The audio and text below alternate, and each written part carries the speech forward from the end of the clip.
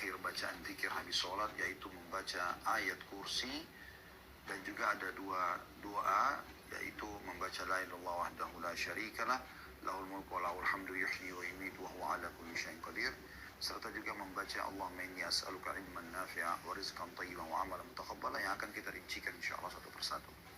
Kita akan mulai dengan ayat yang mulia, bahkan ini adalah ayat teragung dalam Al-Quran, yaitu ayat kursi. Ayat ini berada di surah Al-Baqarah, surah nomor 2, ayat 255. Ya. Nah, ini ayat yang tidak boleh luput dari setiap muslim untuk dihafal, lalu diajarkan terutama kepada orang-orang terdekat kita, anak-anak, pasangan hidup, ya, kerabat kita, bawahan, dan seterusnya. Karena ini ayat sangat besar sekali manfaatnya sebagaimana akan kita bahas. Namun sebelumnya kita akan bacakan dulu. A'udzubillahi minasyaitonirrajim. Bismillahirrahmanirrahim. Allahu la ilaha illa huwal hayyul qayyum. Allah, siapa Allah itu? Tiada Tuhan yang berhak disembah melainkan Dia. Artinya tiada pencipta, pemilik, penguasa, ya, yang menghidupkan, yang mematikan, yang menggantikan siang dan malam, kecuali Allah. Dan Dia berhak disembah, artinya ditunduki, dipatuhi.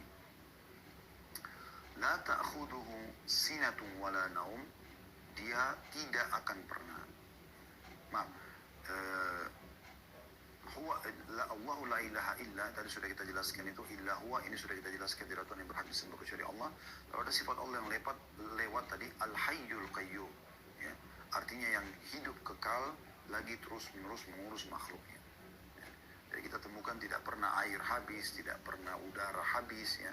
Selalu saja semua kebutuhan dan dibutuhkan untuk roda kehidupan di muka bumi ini Allah penuhi, dan itu sifat Allah. Itu potongan ayat kursi yang pertama, Allahu la ilaha illa huwal hayyul qayyum, ya. Kemudian la ta'khuduhu sinatun wala naum. Allah tidak pernah mengantuk apalagi tidur. Ya.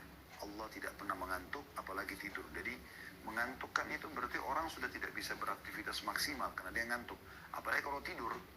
Sampai ada hadis Nabi SAW, rufi'al qalamu an thalath, diangkat pena catatan amal dari 3 orang. Salah satunya wa anin naimi hatta yastayqid. Orang tidur sampai dia bangun. Karena orang tidur itu dianggap tidak, akalnya tidak bisa dikenain hukum. Pada saat dia memukul, pada saat dia teriak, pada saat dia berbicara, itu nggak bisa dijadikan sebagai hukum. Nah, itu sifat kekurangan, dan berarti menandakan lemahnya manusia atau makhluk sampai mereka tidur. Tapi Allah punya sifat kausalitas, sifat kesempurnaan. Allah itu tidak mengantuk apalagi tidur. Dan sudah pernah kita sampaikan di riwayat, saya ingatkan kembali, bagaimana Nabi Musa alaihissalam dalam salah satu athar disebutkan pernah bertanya, ya Allah, apakah engkau mengantuk? Apakah engkau mengantuk? Ya, maka Jibril alaihissalam diutus oleh Allah SWT untuk menyampaikan kepada Musa, ya, bahwasanya Tuhanmu mengirim salam kepadamu, hai Musa, dan Tuhanmu Allah memerintahkan engkau agar memegang sebuah wadah. Jangan engkau pindahkan sampai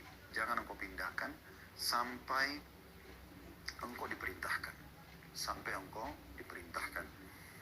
Maka Musa pun alaihissalam memegang dari waktu diperintahkan sampai menjelang malam, dan dia pun akhirnya mengantuk. Musa alaihissalam begitu ngantuk, tertidur, dia jatuh wadah tersebut, bejana tersebut, dan tumpahlah air itu. Maka pada saat itu pun Allah berfirman kepada Musa, hai Musa, ketahuilah kalau aku mengantuk apalagi tidur, maka alam semesta ini seperti air yang ada di bejanamu.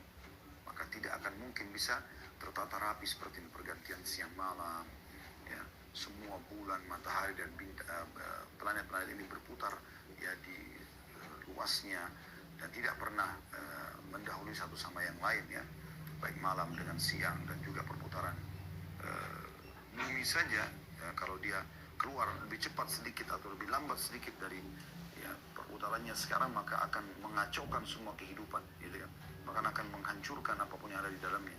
Tapi kuasa Allah Subhanahu Wa Taala mengatur semua itu, ya.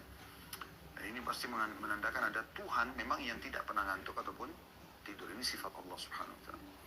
Lalu lanjutannya, lahu ma fis samawati wa ma fil ard, miliknya lah atau kepunyaannya lah semua apa yang di langit dan di bumi. Ya. Ini kalau Anda fahami makna kalimat ini luar biasa. Ini penguatan terhadap tauhid kita. Jadi teman-teman sekalian, sehebat apapun yang kita miliki dari keterampilan dan kemampuan, misalnya ilmu pengetahuan, fisik yang kekar, wajah yang cantik atau gagah, ilmu pengetahuan yang luas gitu, kita memiliki gelar akademik sampai ke profesor dan segala macam ini, itu teman-teman sekalian, kalau kita menyadari dan kita mentauhidkan Allah SWT, kita akan tahu ternyata tidak ada apa-apanya. Tidak ada apa-apanya dengan ilmu Allah yang maha luas, karena kita terbukti sampai kita berumur apapun selalu ada saja hal yang kita tidak ketahui, ya. Begitu juga dengan kelebihan fisik segala macam, masih ada saja orang yang lebih tampan, ada yang lebih cantik, ada yang lebih putih dan seterusnya, ya. Dan kalaupun ada orang yang berbuat buruk kepada kita, maka kita pun tahu dengan tauhid ini bahwasanya dia juga makhluknya Allah, dengan izin Allah pun dia bisa melakukan itu, ya.